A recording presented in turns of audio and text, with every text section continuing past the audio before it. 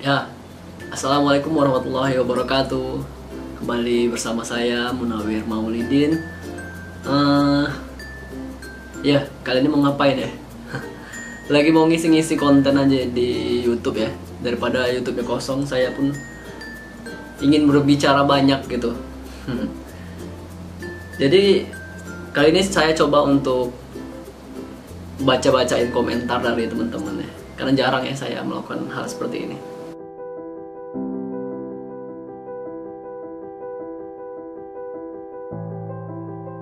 Oke, dari Okza_via. Kelak siapa yang jadi istrimu, kelak rumah tanggamu pasti samawa dan amanah. Amin, amin ya robbal alamin. Kelak menjadi pasangan yang romantis. Amin, amin ya robbal alamin. Saya nggak tahu ya saya romantis atau enggak, tapi yang pastinya dengan apa yang saya pelajari, dengan apa yang saya motivasikan ke teman-teman melalui Instagram, ya mudah-mudahan itu tercermin juga dengan perilaku saya. Mudah-mudahan dapat memuliakan istrinya kelak gitu ya. Mudah-mudahan dapat mencintai kebengkokan dari istri saya kelak gitu. Ya begitu juga untuk teman-teman, mudah-mudahan juga dapat menerima, bersyukur dengan setiap pemberian dari pasanganmu gitu ya, dari suamimu.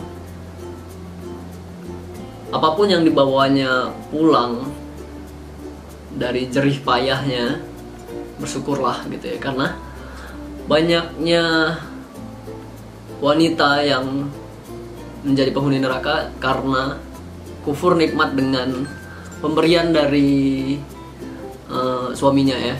Maka banyak-banyaklah bersyukur. Dari Wilda Solihah, Masya Allah, sisakan satu yang bisa menerima kebengkokan dari tulang rusuk ini. Amin ya Rob. Amin, amin ya robbal alamin. Semoga pasti banyak gitu ya, asalkan kita mau memperbaiki diri, memperbaiki akhlak kita gitu.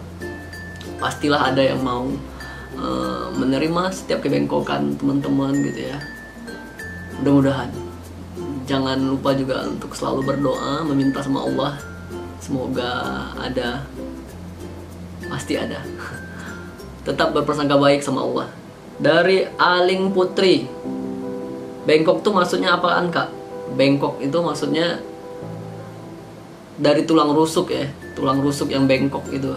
Jadi wanita itu memang memiliki kekurangan ya, memiliki sifat yang gampang sedih, perasa ya, yang sangat berbanding terbalik mungkin dari dengan laki-laki ya. Jadi setiap kebengkokan dari istri, mudah-mudahan suami kelak dapat menerimanya, dapat bersyukur juga gitu ya.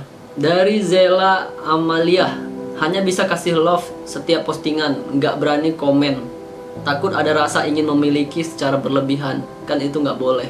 Iya, ya ini sih komen saya terlalu banyak ini ya. Terlalu banyak pujian, saya nggak berani juga ini. Takut mengeraskan hati ya, takut menjadi sombong.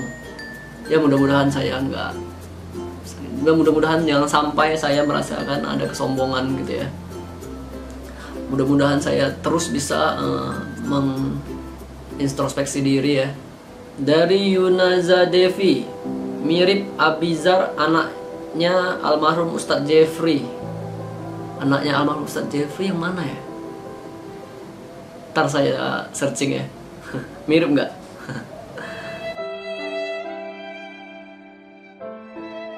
Dari Ekawati Lutfi, istri yang baik, istri yang mau membantu suaminya untuk jadi lebih baik. Suami yang baik, suami yang mau membimbing istrinya agar jadi lebih baik juga, insya Allah. Iya, jadi dibalik suami yang hebat juga ada istri yang selalu membantunya gitu ya, selalu menyemangatinya, selalu mengurusnya, selalu menerima setiap kekurangannya juga, dan selalu bersyukur dengan setiap pemberiannya gitu. Maka yang laki-laki juga pilihlah perempuan yang taat ya, yang taat. Ya kebanyakan laki-laki memang melihat perempuan tuh dari fisiknya gitu ya, fitrahnya manusia ya. Tapi perhatikan juga yang paling penting itu juga agamanya gitu. Karena agama yang membuat hidupmu jadi lebih tenang gitu. Perempuan akan cantik kalau yang laki-lakinya membiayai ya, membiayai kecantikan dari istrinya gitu. Dari Maisha 699, ya Allah bersinar sekali mukanya. Itu karena editan ya. Karena lighting, karena editan. Aku nggak tahu ya ini mau jawab apa lagi karena isi komennya. Ya coba cek aja isi komen saya. Saya coba masuk ke DM ya. Sholat itu kebutuhan. Kalau kita meninggalkan kebutuhan kita, bagaimana kita akan hidup? Ya. Jadi manusia itu diciptakan memang hanya untuk beribadah. Jadi kalau nggak beribadah berarti bukan manusia ya. Jadi beribadahlah kamu seakan-akan kamu butuh itu gitu ya. Karena memang kamu yang butuh beribadah gitu ya. Karena memang kita butuh meminta sama pencipta kita ya, meminta sama Allah Subhanahu wa taala ya. Jadi janganlah kita berdiri di atas muka bumi ini dengan kesombongan gitu ya. Kesombongan karena apa? Karena nggak mau meminta, berdoa pada Allah. Ya, jangan kita bekerja siang malam tapi lupa ya untuk meminta, berdoa, sholat. Ada orang yang terlalu sibuk dengan mengejar dunia sehingga dia lalai. Nah itu juga termasuk azab ya bagi dirinya, yang mana dia hanya sibuk dengan perkara-perkara yang menyibukkan dia di dunia gitu, tanpa dia membawa bekal untuk akhiratnya. Nah banyak anak muda yang udah melupakan sholat 5 waktu pun udah enggak lagi gitu ya. Sholat 5 waktu, sholat Jumat pun enggak gitu. Dan mereka mengatakan aku merasa seperti munafik gitu. Seperti ini contohnya ya, saya muslim dan jujur saya nggak sholat Jumat pun kadang-kadang di hati saya pengen banget sholat, tapi setiap saya mau sholat saya merasa diri saya manusia munafik, ibadah jalan, maksiat jalan.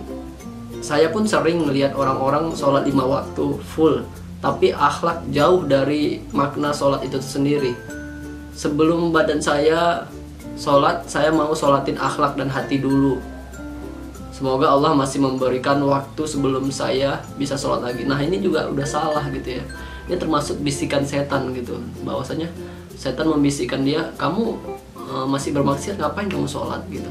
Nah ini kan namanya bisikan dari setan gitu, yang membuat dia jadi nggak sholat lagi gitu. Nah maka begini, kita pernah dengar nasihat, jika maksiat maka sholatlah, maksiat lagi maka sholatlah, sholatlah hingga bosan berbuat maksiat. Nah gitu, sholat itu membersihkan diri kita gitu ya. Kalau kita berbuat maksiat, memang udah seperti itu fitrah manusia, sering berbuat kesalahan, berbuat dosa, habis itu tobat lagi, sholat lagi, berbuat kesalahan lagi, tobat lagi, sholat lagi, sampai bener-bener kita bosan gitu untuk melakukan kemaksiatan itu gitu ya. Alangkah lebih parahnya kalau dia telah berbuat maksiat tapi dia malah meninggalkan sholat. Nah itu double lagi dosanya.